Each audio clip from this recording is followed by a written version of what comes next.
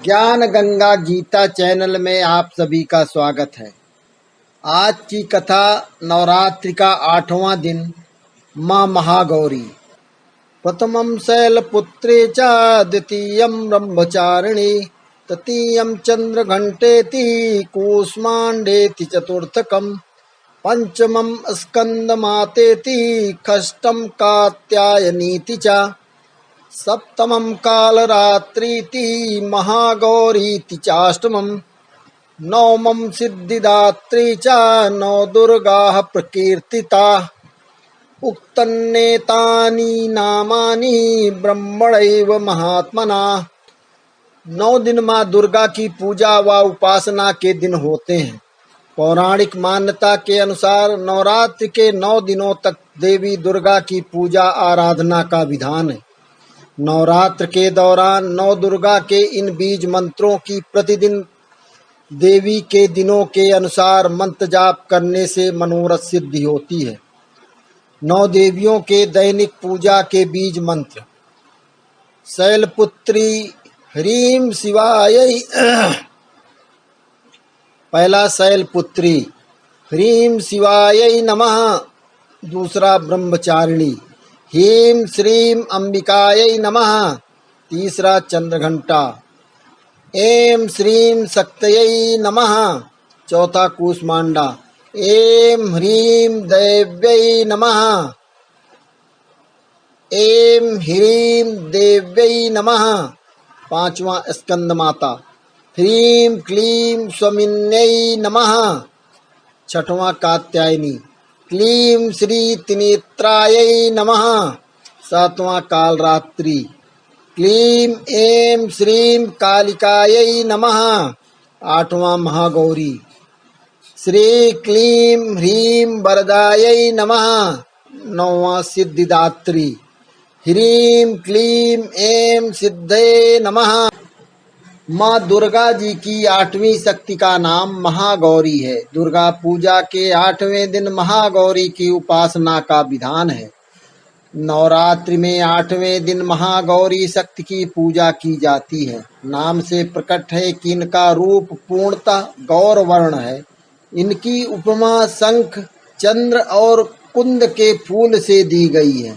अष्टवर्षा भवेत गौरी यानी इनकी आयु 8 साल की मानी गई है। इनके सभी आभूषण और वस्त्र सफेद हैं, इसीलिए इन्हें श्वेतांबर धरा कहा गया है। इनकी 4 भुजाएं हैं और वाहन वृषभ है, इसीलिए वृषारूढ़ा भी कहा गया है इनको। इनके ऊपर वाला दाहिना हाथ अभय मुद्रा है तथा नीचे वाला हाथ त्रिशूल धारण किया हुआ है। ऊपर वाले बाएं हाथ में डमरू धारण कर रखा है और नीचे वाले हाथ में वर मुद्रा है। इनकी पूरी मुद्रा बहुत शांत है। पति रूप में शिव को प्राप्त करने के लिए महागौरी ने कठोर तपस्या की थी। इसी कारण से इनका शरीर काला पड़ गया, लेकिन तपस्या से प्रसन्न होकर भगवान शिव ने इनके शरीर को गंगा के पवित्र जल से धोकर कांतिमय बना दिया। उनका रूप गौर वर्ण का हो गया, इसीलिए ये महागौरी कहलाईं। ये अमोघ फलदायिनी हैं और इनकी पूजा से भक्तों के तमाम कलमश धुल जाते हैं, पूर्व संचित पाप भी नष्ट हो जाते हैं। महागौरी का पूजन अर्चन उपासना आराधना कल्याणकारी है। इनकी कृपा से अलौकिक सिद्धियां भी प्राप्त होती हैं। एक और मान्यता के अनुसार एक भूखा सिंह भोजन की तलाश में वहां पहुंचा जहां देवी उमा तपस्या कर रही होती हैं। देवी को देखकर सिंह की भूख बढ़ गई, लेकिन वो देवी के तपस्या से उठने का प्रतीक्षा करते हुए वहीं बैठ गया। इस प्रतीक्षा में वो काफी कमजोर हो गया। देवी जब तप से उठी तो सिंह की दशा देखकर उन्हें उस पर बहुत दया आई। उन्होंने दया भाव और प्रसन्नता से उसे भी अपना वाहन बना लिया, क्योंकि वह उनकी तपस्या पूरी होने के प्रतीक्षा में स्वयं भी तप कर बैठा।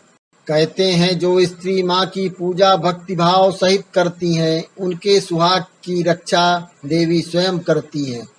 मंत्र श्वेते वृषे समारूढ़ा श्वेतांबर धरा शुचि महागौरी शुभम दद्दान महादेव प्रमोददा। ये माँ दुर्गा का 8वां रूप है। इनके वस्त्र आभूषण और वर्ण सभी सफेद रंग के हैं। इनका वाहन वृषभ यानी बैल। माँ की 4 भुजाएं हैं। महागौरी का अर्थ है वह रूप जो कि सौंदर्य से भरपूर है, प्रकाशमान है, पूर्ण रूप से सौंदर्य में डूबा हुआ है। प्रकृति के 2 छोर या किनारे हैं। एक माँ कालरात्रि जो अति भयावह प्रलय के समान है, और दूसरा माँ गौरी जो अति सौंदर्यवान देदीप्यमान शांत है, पूर्णतः करुणामयी, सबको आशीर्वाद देती हूँ। ये वो रूप है जो सब मनोकामनाओं को पूरा करता है। क्यों? हे देवियों के 9 रूप, ये भौतिक रूप नहीं बल्कि लोक से परे अलौकिक रूप है, सूक्ष्म तरह से सूक्ष्म रूप। इसकी अनुभूति के लिए पहला कदम ध्यान में बैठना है। ध्यान में आप ब्रह्मांड को अनुभव करते हैं। इसीलिए बुद्ध ने कहा है, आप बस देवियों के विषय में बात ही करते हैं। जरा बैठिए और ध्यान करिए। ईश्वर के विषय में न सोचिए, शून्यता में जाइए अपने भीतर। एक बार आप वहां पहुंच गए तो अगला कदम वो है जहां आपको सभी विभिन्न मंत्र, विभिन्न शक्तियां दिखाई देंगी। वो सभी जागृत होंगी। बौद्ध मत में भी वे इन सभी देवियों का पूजन करते हैं। इसलिए यदि आप ध्यान कर रहे हैं तो सभी यज्ञ, सभी पूजन अधिक प्रभावी हो जाएंगे, नहीं तो उनका इतना प्रभाव नहीं होगा। ये ऐसे ही है जैसे कि आप नल तो खोलते हैं परंतु गिलास कहीं और रखते हैं, नल के नीचे नहीं। पानी तो आता है पर आपका गिलास खाली ही रह जाता है। या फिर आप अपने गिलास को उल्टा पकड़े रहते हैं। 10 मिनट के बाद भी आप इसे हटाएंगे तो इसमें पानी नहीं होगा, क्योंकि आपने इसे ठीक प्रकार से नहीं पकड़ा है।